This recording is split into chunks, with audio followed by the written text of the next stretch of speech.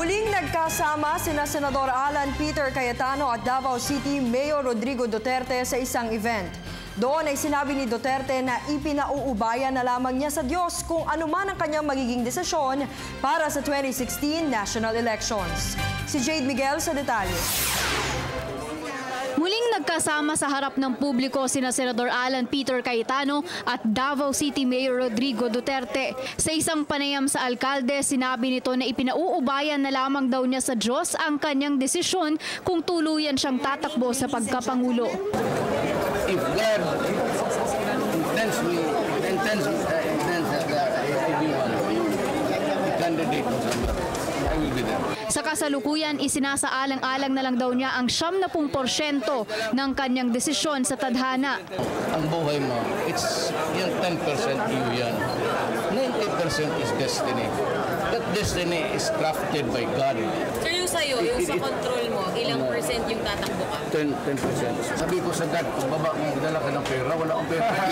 Ngunit sa totoo raw ay hindi na rin niya kayang mamahala sa mas mataas na posisyon at wala rin daw siyang pondo para sa pangangampanya. Dagdag pa ni Duterte, hanggang mayor lang ang gusto niyang marating at wala naman anya na oposisyon na tumakbo laban sa kanya sa pagiging alkalde ng Davao. Hindi naman pinalampas ni Duterte ang pagkakataon na magkomento hinggil sa isyu ng tanimbala at ang kanyang patuloy na pagsusulong ng federalismo sa bansa. Yung nangyayari ho sa Naya and other parts of the country are really symbolic of what has happened to our republic. Umikot ako ng Pilipinas and that was misconstrued, misread, or misinterpreted by everybody na tatakbo ako ng presidente.